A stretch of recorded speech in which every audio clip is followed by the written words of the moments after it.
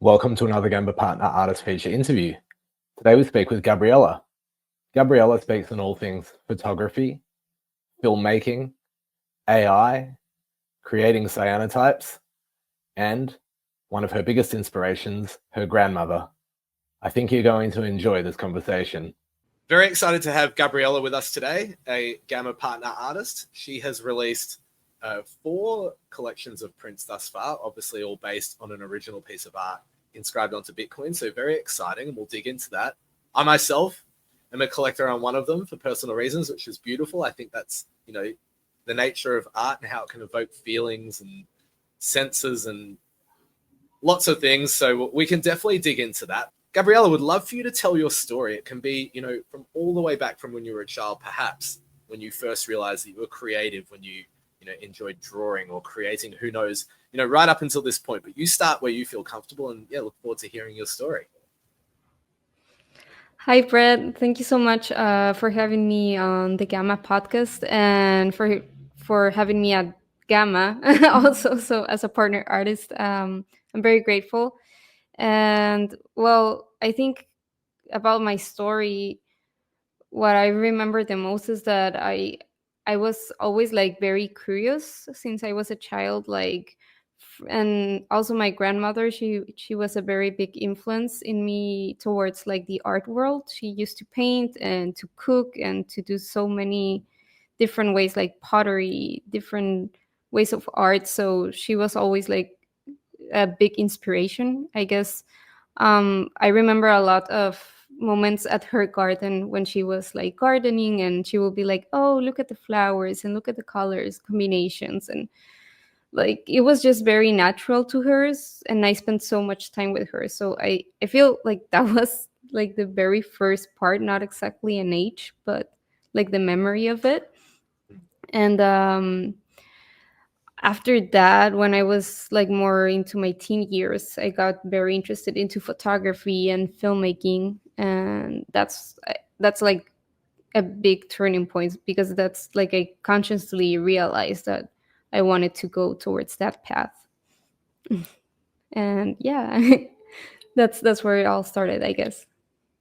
Yeah, dive further into well, actually, before that, it's really interesting, isn't it? If you think back to, I love that you said spending time in the garden with your grandmother and she was pointing out the flowers and colors. It's really interesting how the environment, the people around us can have such an impact on our curiosities. And we're going to look at it after. You create with, well, so far, with flowers and with color. It must really have stuck with you.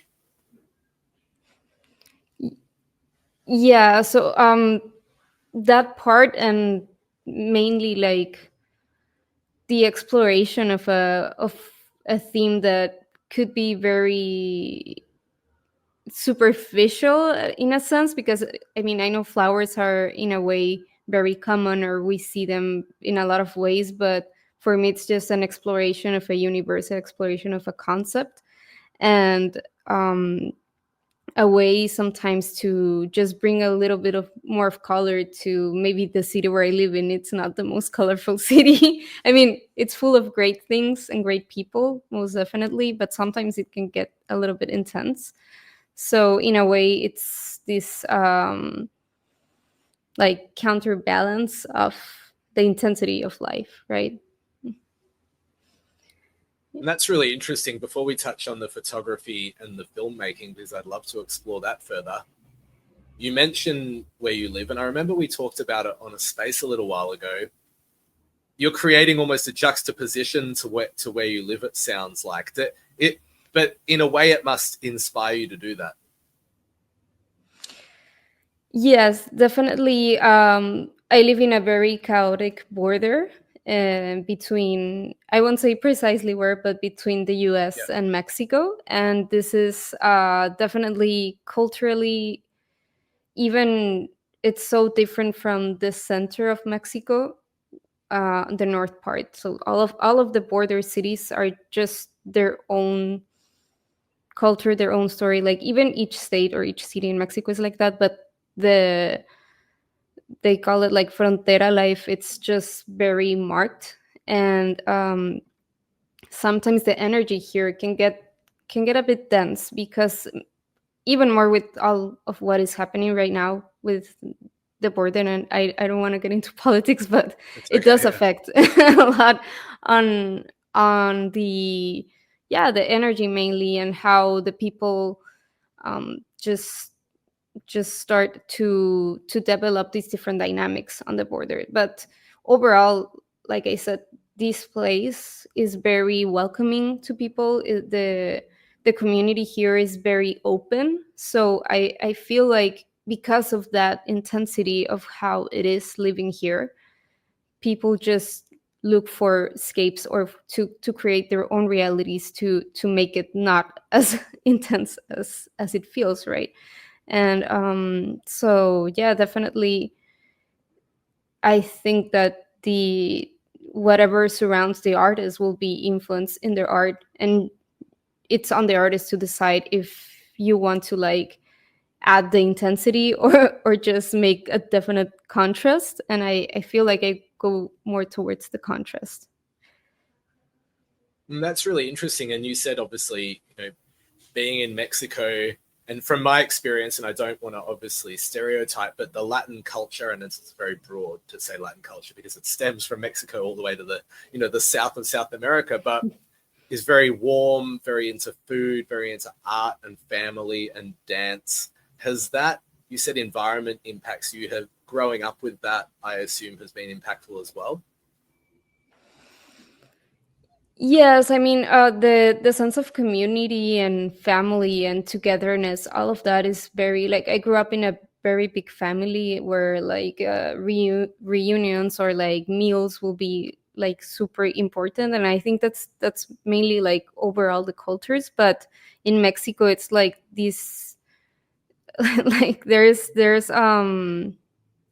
it's called matriarcado, so that will be like the mothers and the grandmothers and the tias will have so much impact in your life. As like my tias, my aunts will take care of me, my mother too, but it was like they all had like the same level. Whenever you were with your grandmother or your aunt, it will be like the same level as your mother, as listening to them and being like very um how can I say it, like respectful, obviously, but in a way of like they will share so much knowledge through like making a meal or gardening or sharing what they do.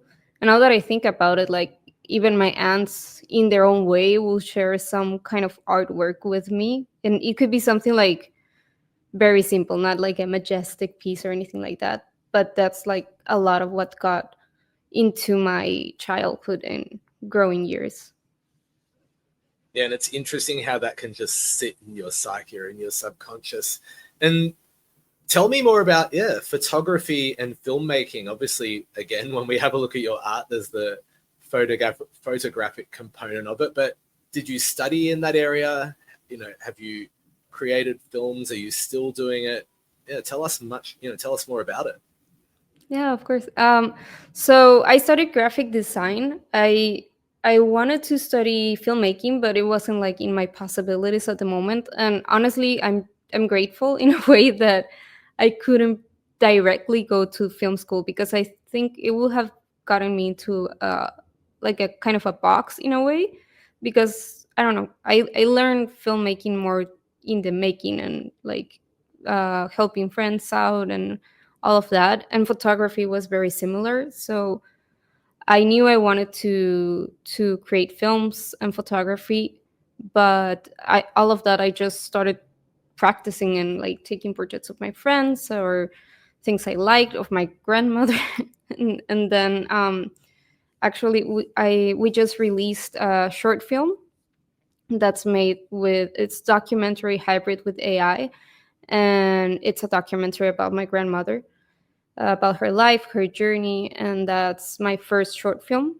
And right now it's been on like festival route and all of that, so it's part of like, I guess, part of my way of expression. I never really have felt that I am just a photographer or just like a mixed media artist. I always have felt that I need a lot of mediums to put my thoughts and feelings in like something.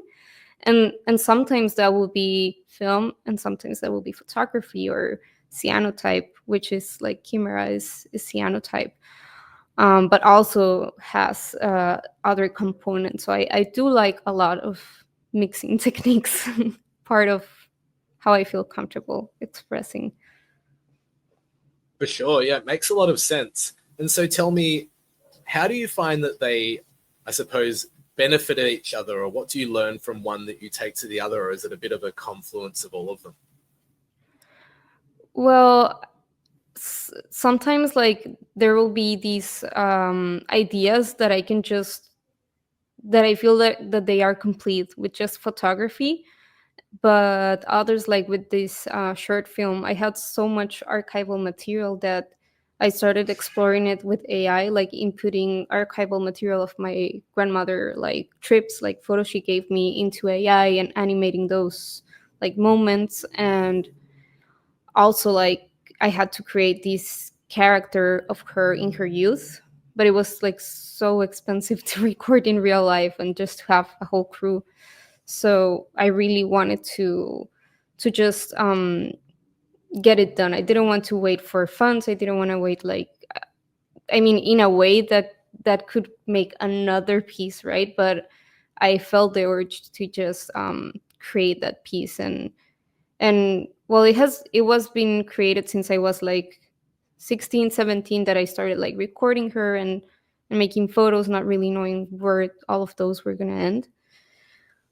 So that's where I feel like they start to, like a puzzle, right? Sometimes I will feel it's complete just in photography, and other times I will merge photography, AI, cyanotype, animation. And honestly, that's the most fun part for me. But also sometimes it's difficult to know when to stop and to say like, okay, this is this is it. Yeah, it's really interesting. How do you know when a piece is complete, or when you feel like a collection or a portfolio or an effort, is at its finish, and that you're happy with that final product? Mm, well, sometimes it's just after a lot of experimentation and actually going back to like the not the first try, but maybe the 10th or something like that. Sometimes it's that, and others it's very clear, and other times it's just like, for example, with the short film, we did a final cut and that was it. And then I was like, no, I need to record this voiceover again and change this and cut that out. And after we did all that work, I saw it and I realized like part of the soul of the film was gone when we cut out some of the mistakes. So sometimes the mistakes, and I say this because I don't really think they're mistakes, will be like the most powerful part of the process. And I think like this whole big process is where you catch like the good ones, right? Or the ones you feel the most connection. I don't know if there's always like a specific like 1, 2, 3, 4, 5 until the 10 you get it, but mostly like be very connected with the actual mm, progress of how the artwork is evolving, or just a hunch sometimes that will be like, okay, this is ready. But definitely I really like to go back sometimes to archival work, just and reinterpret it. That's another thing I like to do. But yeah, that's part of how the process goes. Yeah, and tell us more about working with AI. It can be such an interesting tool. Like you said, you didn't have to wait for funding, you didn't have to film certain things. You were able to execute on a vision with more speed and do what you wanted to do at that time. Yeah, so AI has been honestly like this toolbox that I have been working with like around 2 years. And since I started, it was just like discovering this whole new set of brushes, right? And honestly see it just like it's another tool, a tool that you need to study a lot and to be updated like every week. If not, it's like a year passes or something like that. but definitely gives much more opportunity and space of experimentation in shorter time, even though sometimes it can get very frustrating to want some result and not really get it, but it's a lot of trial and error. And at least for this film, it was a way of definitely like the film was like a healing journey, right? Like my grandmother passed away, and I was already working on like the pre-production of the film when she was still alive. Like she knew it was going to happen, but then I realized, like, if we have all of these tools and we can achieve certain images or videos that we want to create, like, why would we wait for like government funding or ask for, like, I mean, there's many ways and each artist and person will I'm not saying that's wrong, but on my perspective it just gives so much more space to work with, or tela que cortar, that's what they say in Spanish, like What was the Spanish wording more slowly?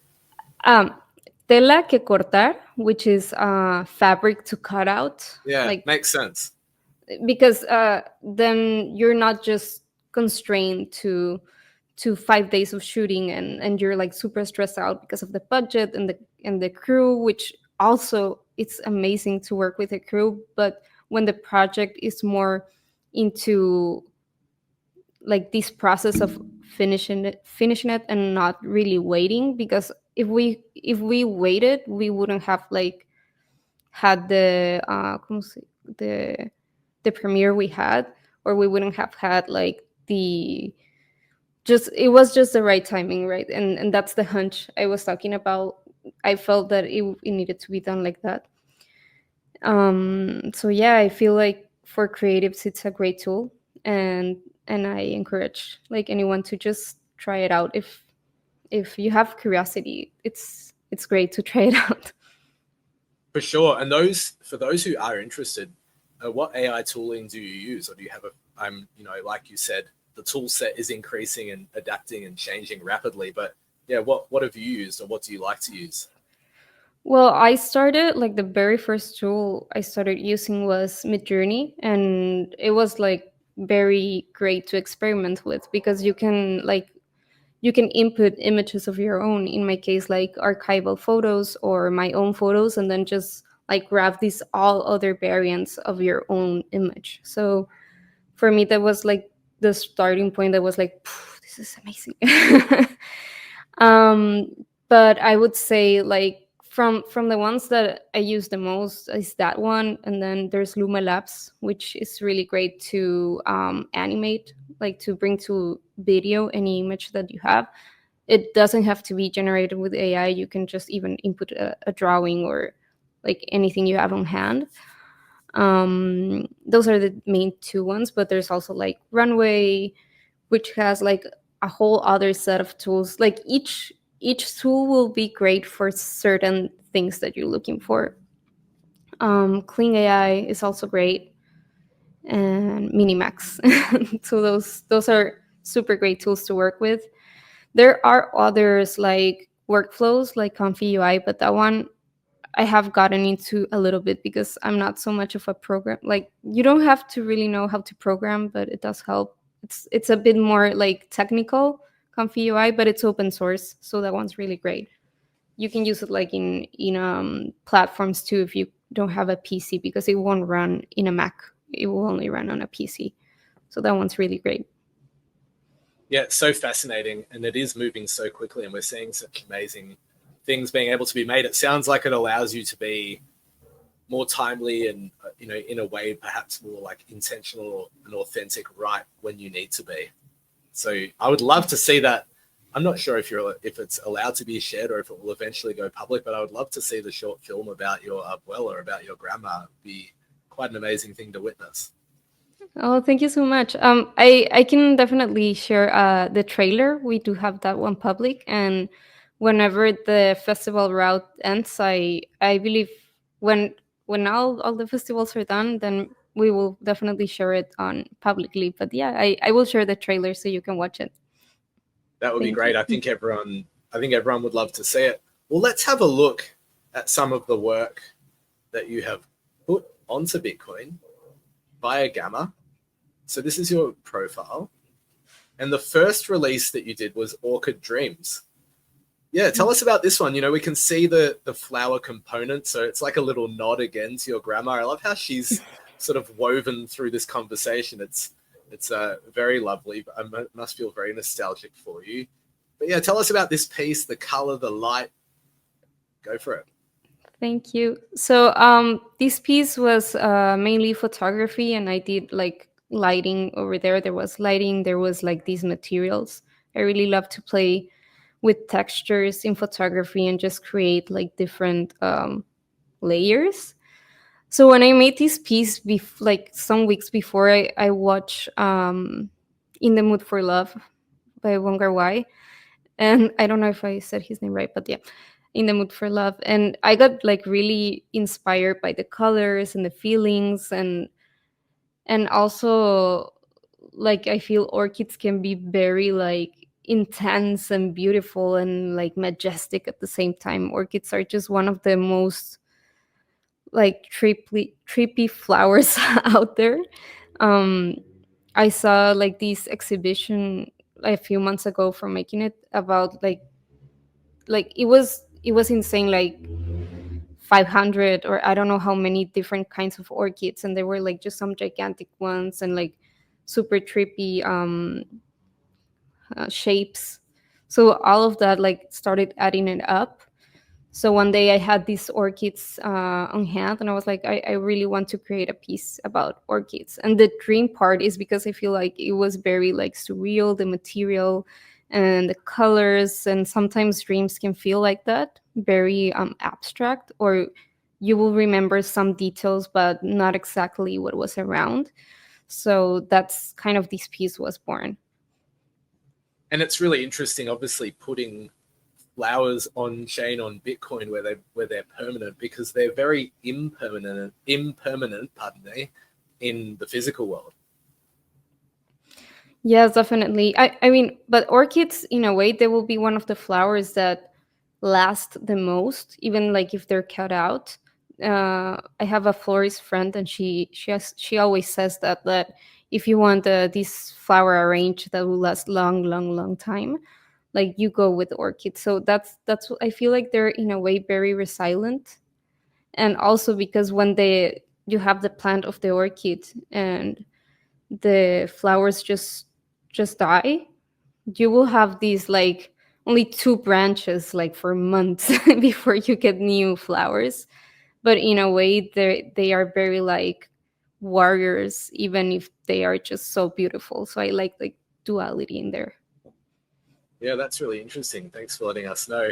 And then you contributed the Six of Hearts when we released the deck. That's such a gorgeous physical, but you also put it on chain.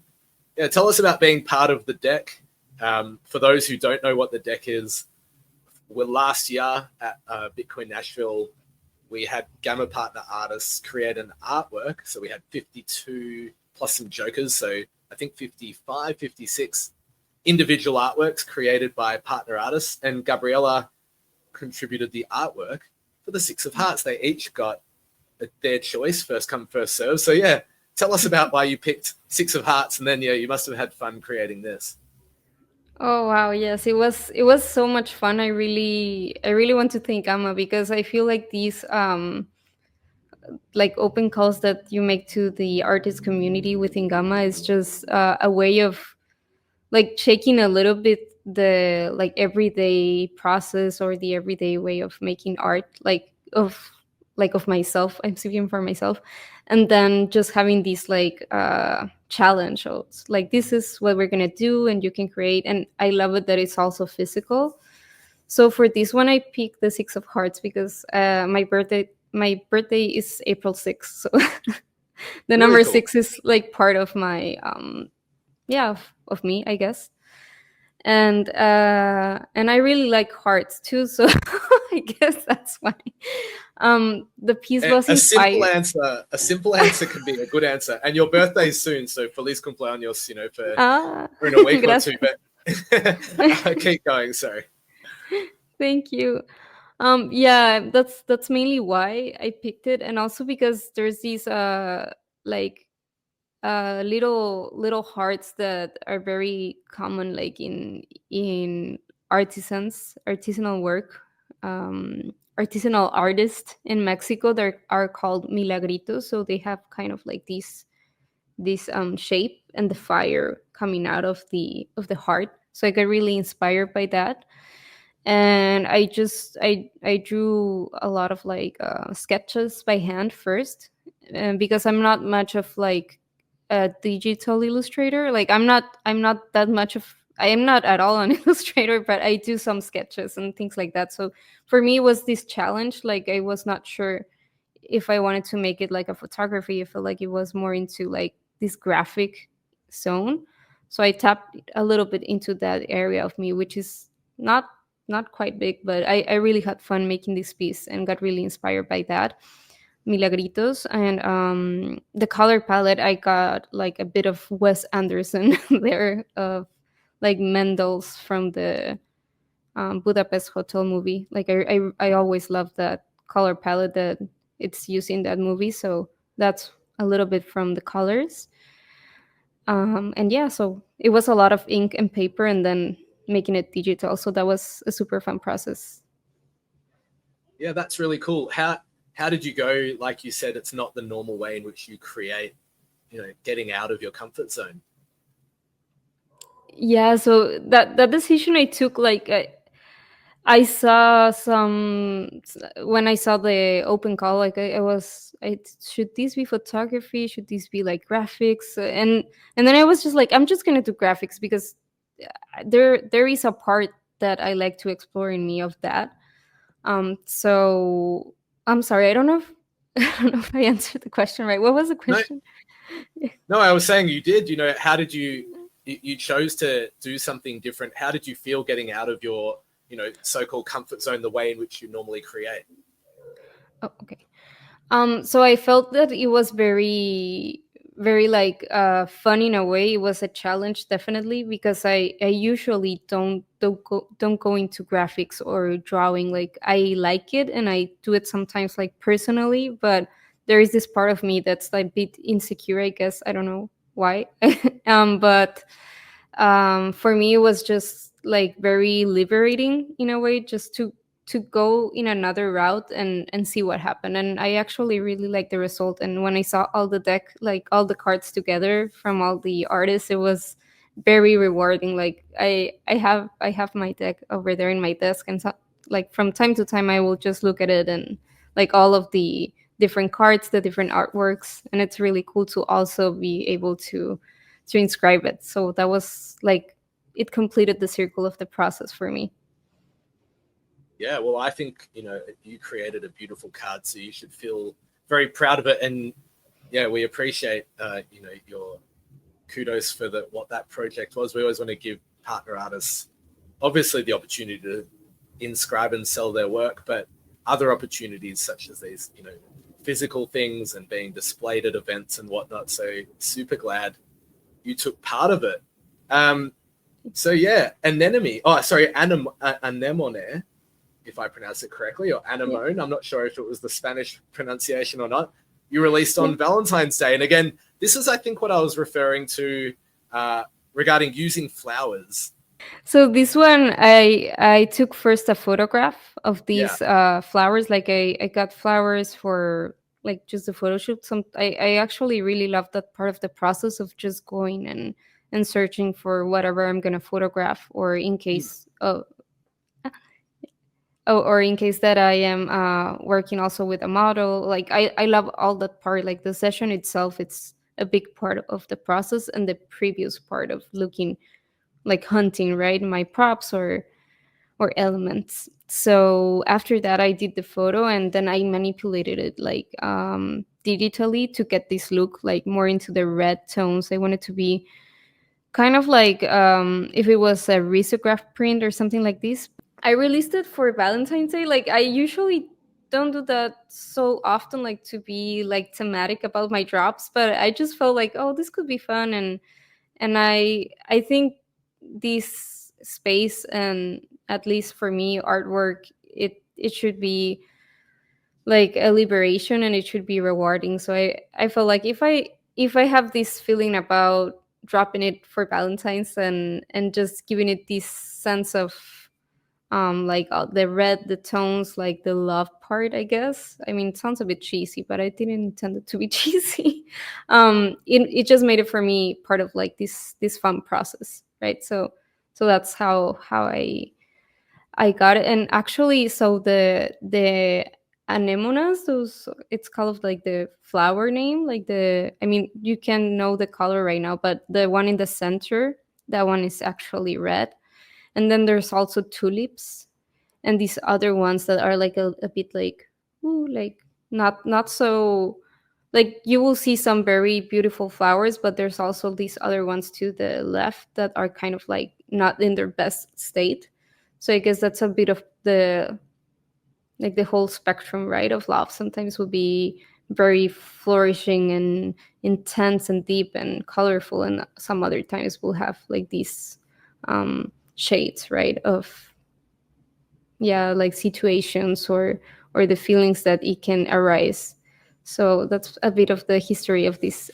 And oh, and the backdrop, it's not really that you can see it, but it's like you, like blue clouds painted, but now they're red. Everything's red.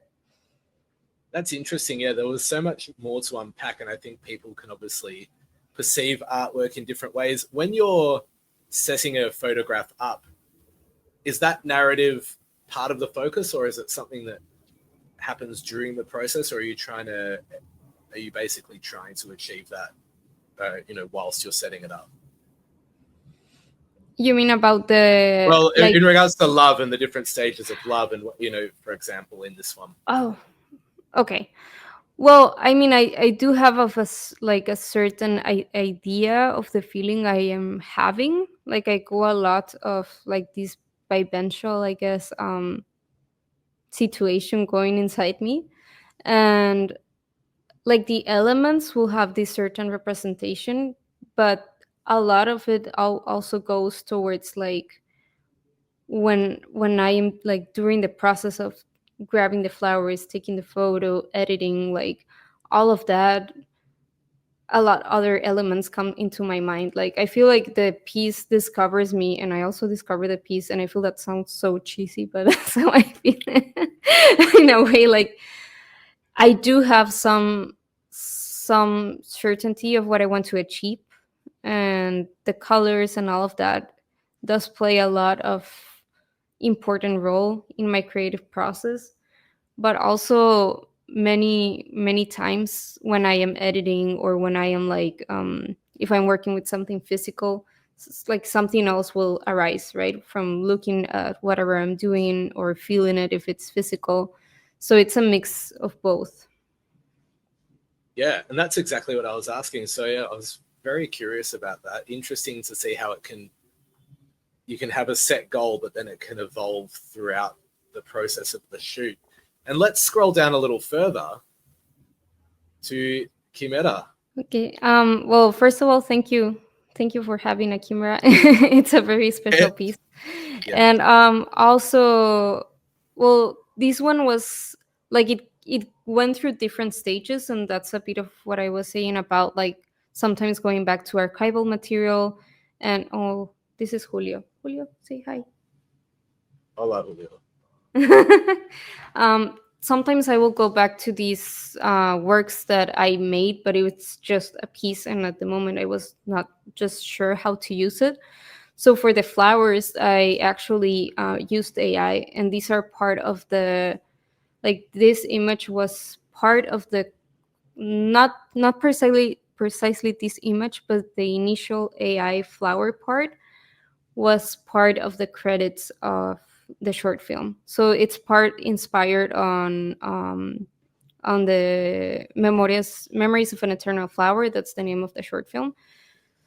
So that's when I started creating like these sequences of flowers, like disintegrating. That was like my intention, that you felt like them floating and falling, like when a flower is just like starting to decay and the petals just fall down. when you catch it like with your eyes, sometimes it will happen, and it's just like so this ethereal moment, and this like just magical in a way, sad in a way, and also just very like you don't want it to fall, but it's also beautiful when it falls. I don't know how to explain it. So I went back to these images that I created, and I was like, I want to make a negative, because in order to make a cyanotype, I have to make a negative of the image, and then let me show you. I'll show you some. Let me go grab something. And this is one of my first tries, because when I make cyanotypes, I have to make several attempts. Sometimes it won't be done at the first try. So what you do with cyanotype is that you mix two chemicals and you coat a piece of paper, like you paint it all, you let it dry, and that two chemicals mixed together will make this photosensitive reaction to the paper. So it becomes like photographic paper in a way, but instead of like being black and white, because of the chemicals, it become this very intense blue. Like that is just the actual color that it gets after exposing the sensitized paper with the negative and into the UV light, either the sun or just like a regular UV electric light. And then you wash it out and the blue comes out. Before that, it just looks like yellow and green and weird. It doesn't look beautiful at all. So this is one of the first tries. Oh, wow. So I had to do different tests, because at the beginning it won't wash out well. I actually just like right back here, like the minutes I exposed and everything, and this is like cotton paper. So I actually inscribed like the original one, and then from that I made the chimera prints. And that one, my intention is that it will also include like the official version, like that print is well sealed and protected, but each one of these, even though it's the same negative, it will be different, because of the nature of being such an organic process of exposing to the light and washing it like with water and all of that. Even if you make 10 out of the same negative, each one will be like different. But I have the official one, that's the one that I scanned that one from, like archived, ready to go with the official inscribed original. So that's part of the story of Chimera. Yeah, that's really fascinating. And it gets me thinking, it's interesting, you create film and you've got this digitized permanent art on Bitcoin, and then you also just showed us a physical. You have this nice sort of interplay between the digital and the physical. Is that the way in which you like to create, or the way you think about creation? Yes, I mean, it's just like I never really thought about it as like a statement really or anything. It's just more like I feel that I grew up in in this in between of eras. Like I got some of the analog part, like no cell phones at all. Like I used to remember my siblings just battling about who got to use the phone and who got to use the internet. So Yeah. I went through that, and then into the smartphone era and the computer all the time. Like, so I feel like a part of me is just very like that, very permeated a lot into my lifestyle, I guess. And I never really wanted to give up like the physical work that I do. I just try to, if I can like preserve it, like in this case, like at Bitcoin, like at Gamma. Um, for me, it's just a way of not letting it be lost, like in the many papers that one can have or the many physical artworks, but also the other way around, right? Not being lost in the digital sea, and also having this like tangible part. It's so important for me, even like to have a notebook to write on. And I was actually thinking earlier that that I need like a physical agenda, because I just cannot do only Google Calendar. My mind just like, so I feel like it's a little bit of both. Like permeated in my artwork, in my workflow as well. And I am only like in a way grateful to be alive in this era, that I am able to do this, right? To preserve my art into Bitcoin, but also have it physical in a way. Yeah, I completely agree. I think we're probably a similar-ish vintage, because I grew up with a home phone on the wall, and you couldn't use the phone if someone was using the internet, the old dial-up tone and whatnot. But yeah, there's that sense of nostalgia. But it is interesting that we can preserve these physicals, because the physicals are really ephemeral. They can be lost, they can be broken, they can be burnt down, all of these ways in which they can disappear. But it's sort of very elegant for the collectors, and for the creators to know that's preserved, and that culture, your legacy, is going to be there. It doesn't matter what happens, moving forward. That must fill you with a sense of, I don't know, warmth, maybe comfort as a creator. Yeah, definitely is. I think it's an important part, because it's also, even if you think like, oh, there's oh, that's my cat. Sorry, let me say that again. No, He that's gets, okay.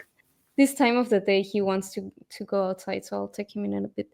Um Also, like, I would say that in the digital like era, right, in the digital realm, and putting aside the physicals, like, even if you have just this hard drive with your artwork saved, it's not the same as having it inscribed, let's say at Bitcoin, right? Because here, like, you have it actually saved forever at the blockchain. So I feel like both parts will help each other out in a way that you can make it work, like, for the better, in a sense. I completely agree. Well, Gabriella, it's been an absolute pleasure to have dived a little bit deeper with you, find out more about you as a creator, where it started, the homage that that you paid to your abuela, seeing that theme of flowers come across. It's sort of like this melting pot of all of these different factors that I think have influenced you as a creator. So it's been lovely to chat. Thank you so much for your time. What can we expect moving forward? Are you thinking about, what's next? What might come to Bitcoin next as a partner artist? Well, thank you so much for having me today, and for having me at Gamma. Well, I am working right now in more like series with cyanotype AI, and like this mixed media I talked about earlier. So right now, I believe in about a month, maybe I will drop the next inscription, and I'm very excited to share it, and I am also very happy to be able to share a little bit today, and to have this chat. No, it's been a real pleasure. Thanks so much for your time. And, obviously I really love your work, and we're honored to have you as a partner artist at Gamma. Thank you so much. Thank you.